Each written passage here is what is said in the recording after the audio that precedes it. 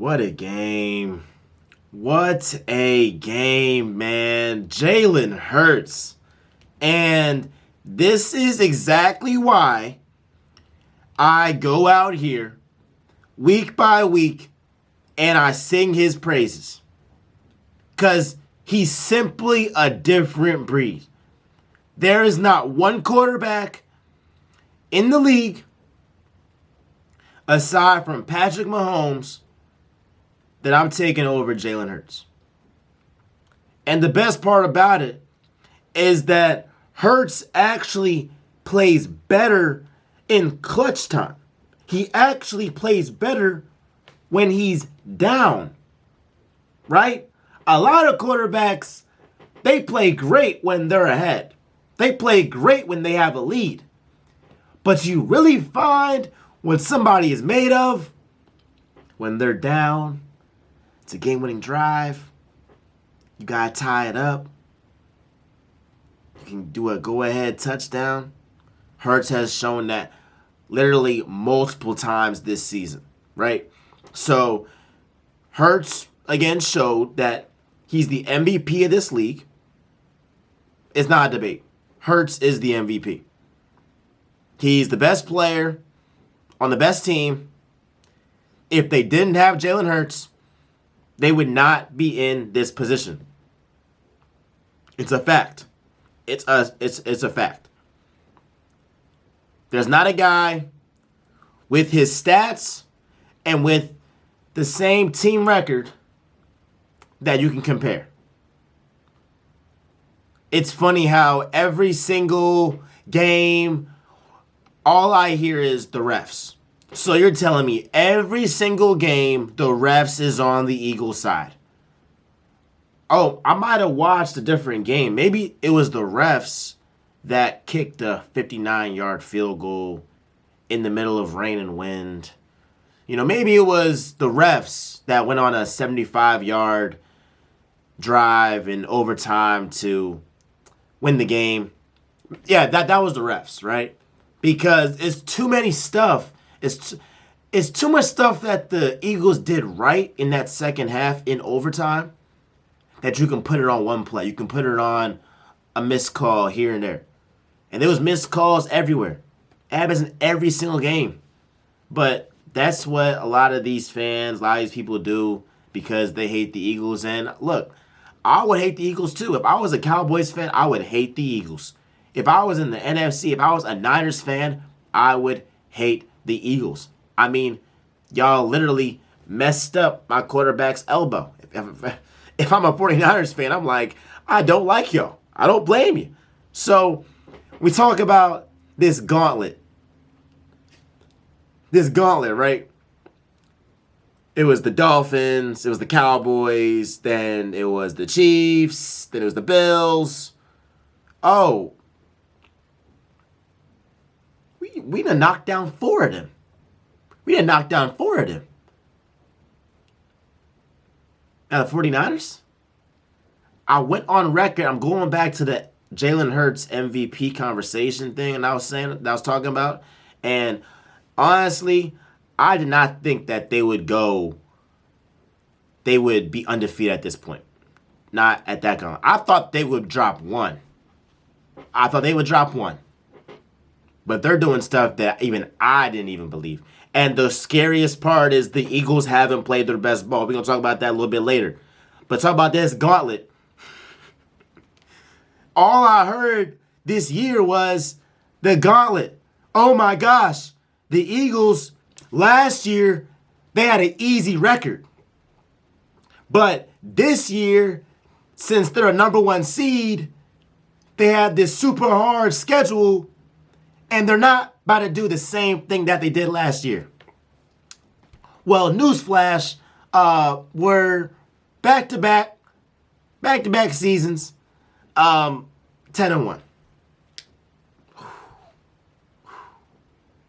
Feel good about that.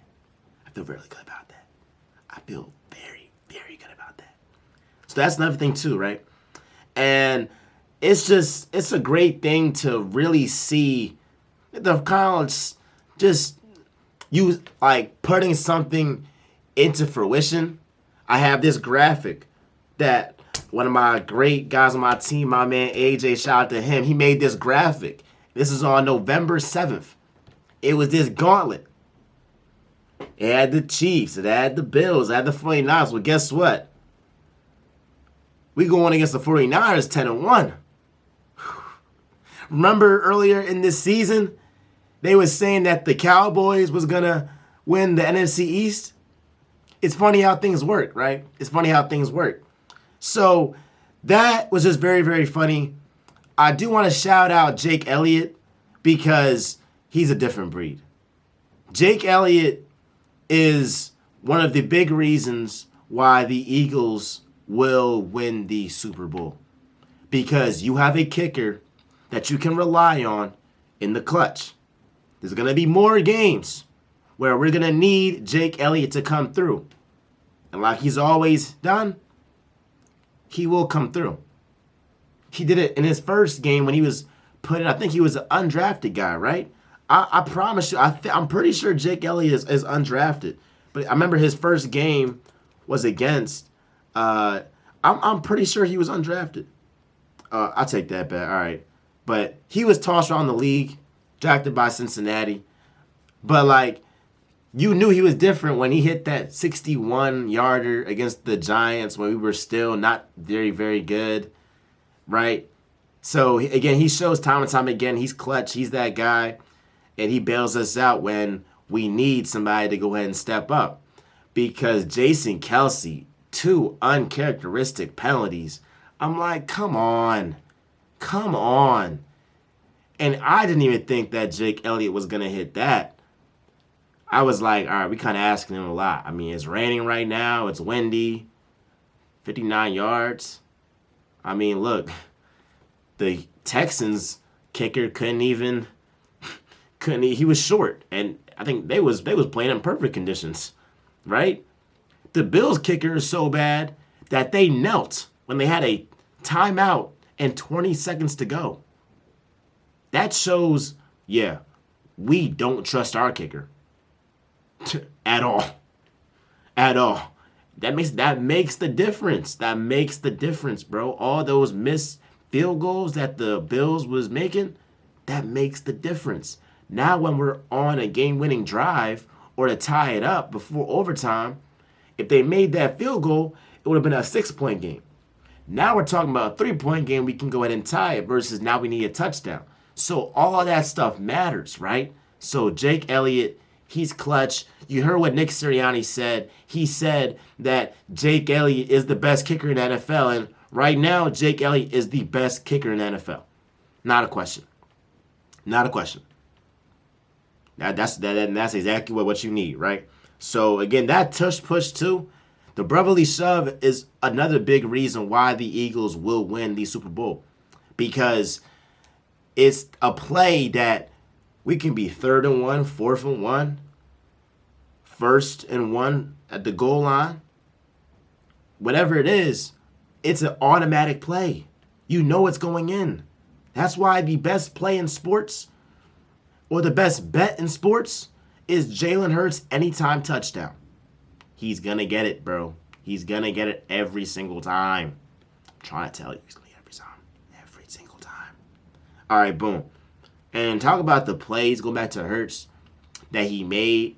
I mean, that throw to OZ. Oh, my goodness. Oh, my goodness. I forgot OZ was on the team, bro. He making these guys look amazing. DeVonta Smith. Let me say this about DeVonta Smith. Well, let me first say this. DeVonta Smith is a top 10 wide receiver in the game right now. I said it. He is. Literally, the only reason why he's not wide receiver number 1 is because he's teammates with A.J. Brown, who's on a whole nother level, right? But DeVonta Smith, he's a different breed, bro. He is a different breed. I would have Justin Jefferson, Tyreek Hill, A.J., Jamar, DeVonta. After that, I firmly believe if DeVonta Smith was on the Giants, he would do the same numbers as Amon St. Brown. For sure. For sure. So he's a top 10 wide receiver in this league, and he continues to prove it on the biggest stage, game in, game out. And him and A.J. Brown in the Super Bowl, they came to play. They came to play. It was the defense. It wasn't the offense. It was the defense that went ahead and folded, right? So we got that. And then I also want to talk about this defense, right? Talk about Jordan Davis. That play that he made. And look, Josh Allen, he still got some yards, but that extra effort at the end of the game when you're tired as you know what, gassed out, but you still make that extra diving effort just to get Josh Allen out of bounds and make sure that he doesn't get that first down. That's talk about championship winning plays. That is a championship winning play. And being around Brandon Graham and Fletcher Cox, that instills that championship DNA. Because y'all talk about all them jokes about the Eagles, they ain't win nothing. But we still have guys on the Eagles team that were on that 2017 Super Bowl winning squad. Like Jason Kelce, like Brandon Graham, like Fletcher Cox. All these guys have been there and done that. So this is why this is the best time. I'm not the best time, wrong word. This is the best season, or just like this is the perfect situation for the Eagles to win the Super Bowl. Like, this is like their best chance. And this is the Eagles' best chance to win a Super Bowl. Because you got to think, you have a squad of veterans who've been there and done that. But then you also have young guys like Jalen Carter, like some free agents that you signed that nobody wanted at the time, like Hassan Reddick and Josh Sweat, all these guys. You have a great young team and older team mixed together. Hey, DeVonta Smith, he's on his rookie contract. He's going to have to get paid. You feel me? So this is the Eagles' best chance to win a Super Bowl for a very long time. I wouldn't say a very long time, but this is their best chance. This is their best chance because you're not going to find a guy like Jason Kelce in the draft. You're not going to find Lane Johnson in the draft. You're not going to find, Fletcher Cox or Brandon Graham, guys that are not only great on the field, but best believe they are definitely fostering the growth of Jalen Carter and Jordan Davis. And Nolan Smith, all these guys, bro. All these guys on defense. Nakobe Dean, I bet you. Nakobe Dean was on the episodes, on the podcast. He went ahead and said he was grateful for just the mentorship that they showed. So if the proof is in the pudding, and I just love this team. I didn't even talk about the young guys and DeAndre Swift. Oh my gosh, Howie Roseman struck gold with DeAndre Swift because he gives the Eagles that like spark that when the offense isn't going well, plug in DeAndre Swift, he'll get you 35 yards. He'll go ahead and, go get shifty. He already been talking to LaShawn McCoy, giving him some pointers and all that. So, hey, DeAndre Swift is like that, right? So I feel like this Eagles team, they started off bad. And those turnovers really was killer. But coming that second half, I'm going to give Brian Johnson his credit. I'm going to tip my cap off to him. I don't have a cap on right now, but if I did, I would tip it to him.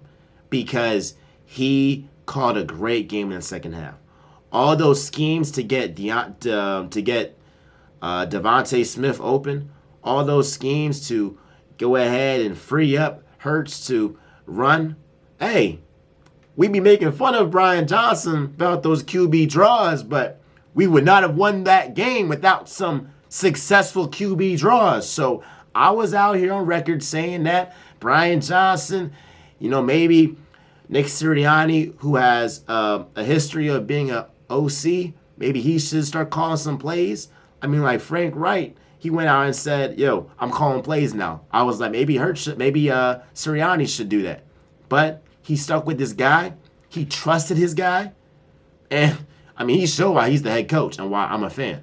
Why I'm not there day in and day out. Brian Johnson is there for a reason. He's there for a reason. So He called a great game. He called a great game, and again, I'm very, very, very, very happy about this Eagles squad. Obviously, it's stuff that we have to work on. Those turnovers is something that you can't do against the 49ers because they're not going to have all those penalties, all those missed field goals like the Bills had. That was the difference. That was the difference in the game was all those penalties, all those missed field goals. So we're going to have to clean that up. So it's always something that you can take to the end of the game for Nick Sirianni and them boys to be like, we can work on this. Because that first half was bad. I mean, we was just flat out kicking ourselves. It wasn't the Bills. Josh Allen had a game. Josh Allen had a game. I'll give him that. Josh Allen had himself a game.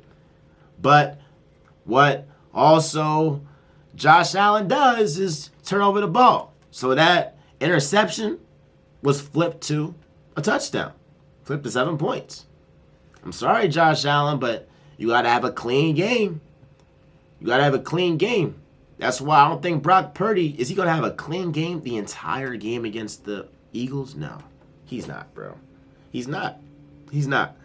So, again, let me know what you think. I almost tried to burp out this jump. Let me know what you think down below. Again, I am extremely excited, super pumped. I feel so much pride to be a Philadelphia Eagle fan. And it's something different about this Eagles team this year. Because I would have never thought that we're coming into December. The Eagles haven't played their best football yet. And we beat the Chiefs, the Bills, the Cowboys, the Dolphins. Playing B-, B-level football at best. Sometimes it was C+ football. In that first half, that was an F performance. So just imagine when the Eagles are healthy and they play start to finish a phenomenal game. It's coming. December is coming. You see, December is when teams go out here and they be like, let's turn it up. Let's get back into our postseason form. And that's exactly what the Eagles are trying to do.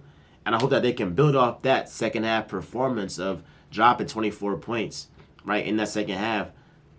Not this isn't even excluding overtime. So they did a phenomenal job. And again, just let me know what you think down below. Be sure to like, comment, subscribe, do all that jazz. With that being said, y'all, is Real Talk with Miles Johnson, where I always keep it real. I'm out, y'all.